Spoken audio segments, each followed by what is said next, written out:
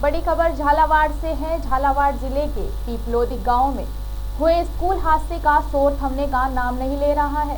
राजस्थान के जाने माने युवा नेता निर्मल चौधरी पीड़ित परिवारों से मिलने पीपलोदी गांव पहुंचे, जहां उन्होंने पीड़ित परिवारों से मुलाकात करने के साथ ही अपनी तरफ से 1 लाख की सहायता राशि प्रत्येक परिवार को सौंपी। इस अवसर पर निर्मल चौधरी ने कहा कि उन्होंने इतने बुरे हालात अपने जीवन में कभी नहीं देखे। उन्होंने कहा है कि यहाँ रहने वाले लोग पशु पक्षियों की तरह जीवन व्यतीत करने पर मजबूर हैं।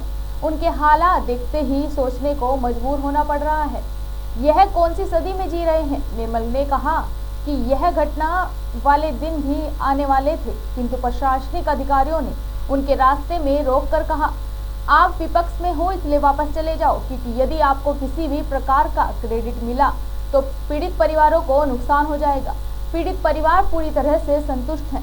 हम बिल्कुल नहीं चाहते कि पीड़ितों का कोई भी नुकसान हो, इसलिए शांतिपूर्वक वापस लौट गए। लेकिन अब जब यहाँ आए हैं तो प्रशासन की बातें भी बिल्कुल खोखली नजर आती हैं।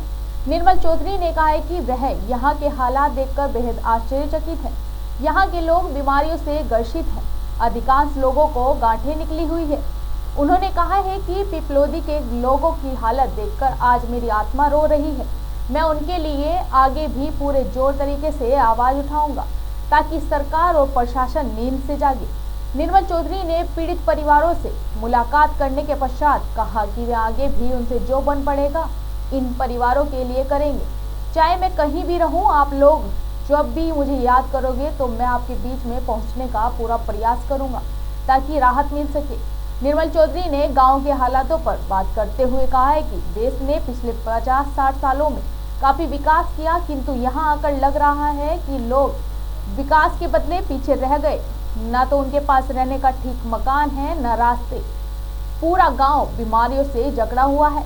यहाँ कोई भी सुविधा नजर नहीं आती, एक भी पक्का मकान नहीं है। इन हालातों पर सिर्फ और सिर्फ अफसोस व्यक्त किया जाता है। निर्मल चौधरी ने कहा है कि यहाँ ग्रामीणों की आर्थिक सहायता की है, न तो उनसे मिलने यहाँ कोई आया है। इसको हरगिज यह नहीं समझा जाए कि यह किसी प्रकार की राजनीति करने आए हैं। उन्होंने कहा है कि झालावाड़ से दूर दूर तक कोई नाता नहीं है, न ही उन्हें यहाँ राजनीति करनी है, न ही वह कभी चुनाव लड़ने आएंगे। लेकिन यहाँ के हालातों के बारे में उन्होंने सुना तो उनकी आत्मा रो पड़ी। मानवता के नाते आत्मा की आवाज सुनकर आज यहाँ पहुंचे हैं। ऐसे में निर्मल ने कहा वह यहाँ आने के बाद भी जनप्रतिनिधियों और राजनेताओं मीडिया से अपील करना चाहेंगे कि वह सब यहाँ आए, यहाँ के हालात देखें। एहसास होगा कि यहाँ के लोग लोकतंत्र में भी इतना दर्द भोग रहे हैं जितना पशु पक्षी कभी नहीं भोगते। अगर अपने आप को लीडर कहते हैं, लीडर समझते हैं, तो आओ यहाँ का दर्द देखो। जी बिल्कुल, देखिए मैं मृतक परिजनों से मिलके आया हूँ गाँव के अंदर जाके। मुझे नहीं लगता झालावाड़ की जो आज इन गाँव की हालात है, हिंदुस्तान की 50 साल पहले भी ऐसी हालात होगी। ये आज आज़ादी के दौर में मुझे नहीं लगता उन गांव के लोगों को आज आज़ादी मिली हुई है। किस तरीके से वो लोग अपना जीवन यापन कर रहे हैं, ये हालात बड़े दर्दनाक है। मैं कहता हूँ आज प्रदेश के अंदर प्रत्येक व्यक्ति की ये जिम्मेदारी बनती है कि इन लोगों के लिए, इन लोगों की मजबूती के लिए आज सब लोगों को आके इन लोगों के साथ खड़ा होना चाहिए। आज देखिए छोटे छोटे बच्चे, सरकार की खामियों की वजह से उन लोगों की जान चली गई। इसका जिम्मेदार कौन है? सिर्फ खोखली बातों में इन लोगों की संवेदनाएं व्यक्त करने से इनको सहारा नहीं मिलेगा। इनके गाँव में मैं गया हूँ, एक भी पूरे गाँव में पक्का मकान नहीं है। इनकी छतें कब गिर जाएगी, स्कूल की तो छोड़िए, इनके घरों की छतें कब गिर जाएगी। तिरपाल ढक के बैठे हैं ये लोग कैसे जीवन यापन कर रहे हैं। पशु जो इनके घरों में पशु होते हैं, पशुओं के साथ सो रहे हैं।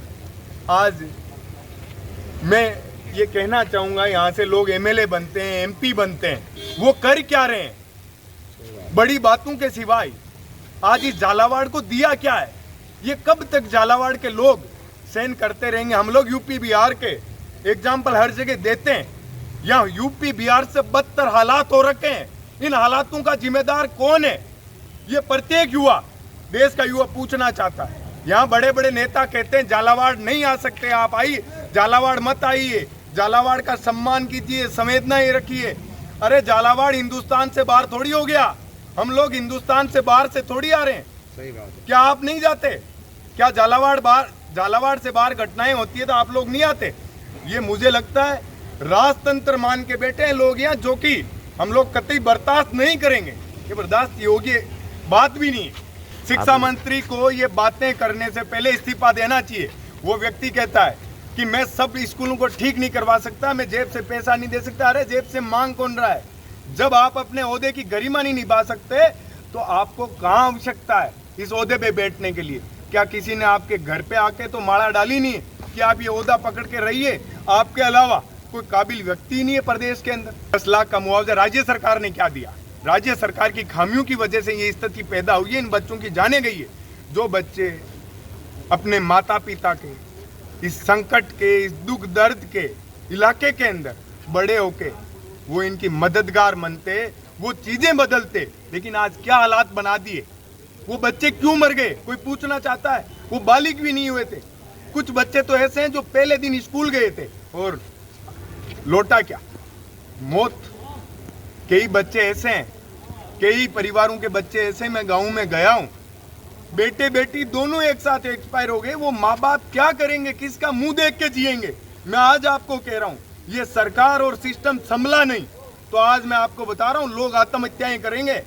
आज उन लोगों को मैं ढांढस बंधा के आया हूं। उन लोगों के पास रोटी खाने के, कपड़ों के पैसे नहीं है। मैंने मेरी तरफ से, मेरे साथियों के सहयोग से उन लोगों को आज मैं 1-1 लाख रुपए की राशि प्रदान करके आया हूं। मेरी आत्मा रोई इसलिए मैं यहाँ आया। आज प्रदेश का प्रत्येक व्यक्ति, हर नेतृत्व करने वाले व्यक्ति की जिम्मेदारी बनती है, हर लीडर की जिम्मेदारी बनती है कि प्रदेश और देश के अंदर यदि किसी के साथ दुख और दर्द और पीड़ा जैसा ऐसा समय तो राक्षसों का दौर चलता था। उस समय भी आम लोगों को झेलना नहीं पड़ता था। ये आज किस तरीके की स्थितियां प्रदेश के अंदर चल रही है? ये भारतीय जनता पार्टी कहती है प्रदेश के अंदर सुशासन चल रहा है। क्या आप लोग ऐसा सुशासन चला रहे हो कि कुछ बच्चे जो अपने माँ बाप के आंख के तारे होते हैं, बचपन पे उनसे हर व्यक्ति प्यार करता है, घर पे उनका जीते हुए जीवन हंसता खेलता बचपन नहीं आता है, मौत घर पे आती है। और आप सोचिए ये कितने बड़े ताज्जुब की बात है। बच्चों की जो बॉडियां हैं उनको जबरदस्ती जला दिया जाता है। 4 बजे यहाँ से जबरदस्ती प्रिजनों को उनकी बॉडियां दी जाती है और के जलाओ नहीं तो हम आपके ऊपर मुकदमा करेंगे। ये कौन सा तरीका है? ये लोकतंत्र है या क्या है? हम लोग हमेशा दूसरे देशों को, दूसरी दुनिया को कोसते रहते हैं, लेकिन हम लोग कब तक ये बर्दाश्त करते रहेंगे?